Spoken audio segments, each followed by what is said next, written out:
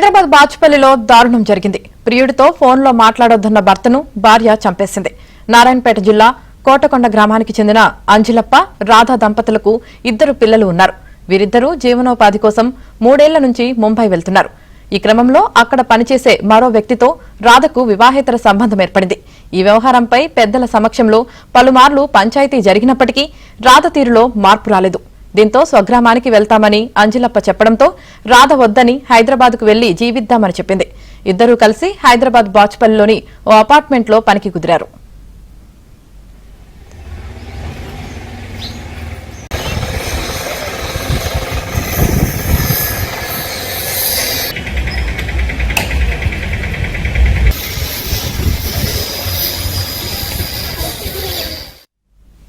అయితే రాధ తన ప్రియుడితో తరచుగా ఫోన్ మాట్లాడుతుండటంతో ఇద్దరి మధ్య గొడవలు జరుగుతుండేవి.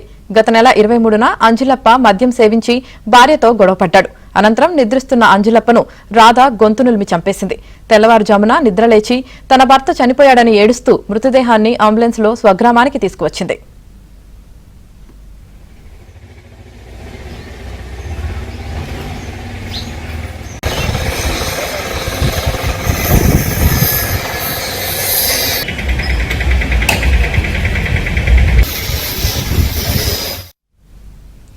అయితే అంజిలప్ప కుటుంబ సభ్యులకు అనుమానం రావడంతో పోస్టుమార్టం చేయాలని పోలీసులకు ఫిర్యాదు చేశారు. నారాయణపేట రూరల్ పోలీస్ స్టేషన్లో 0 ఎఫ్ఐఆర్ నమోదు చేసి బాచుపల్లి పిఎస్కు కేసును బదిలీ చేశారు. మృతదేహాన్ని జిల్లా ఆసుపత్రికి తరలించి పోస్టుమార్టం చేసి కుటుంబ సభ్యులకు అప్పగించారు. పోలీసులు రాధను ప్రశ్నించడంతో నిజం ఒప్పుకుంది.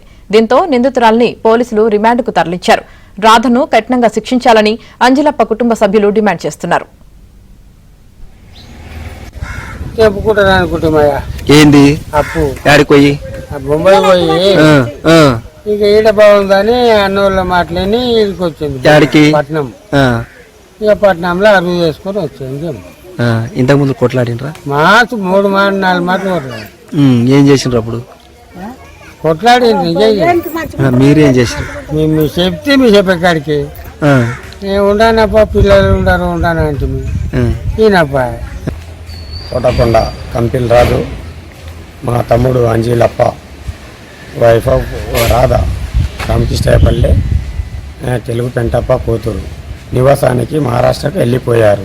వెళ్ళిపోయిన ఒక 6-7 నెలలకు మళ్ళీ 1 నెల కింద వచ్చి మనకు వాళ్ళ కోటకొండకు నివాసానికి రావడానికి చెప్పిండ్రు. అక్కడ ఒక సంఘటన జరిగింది.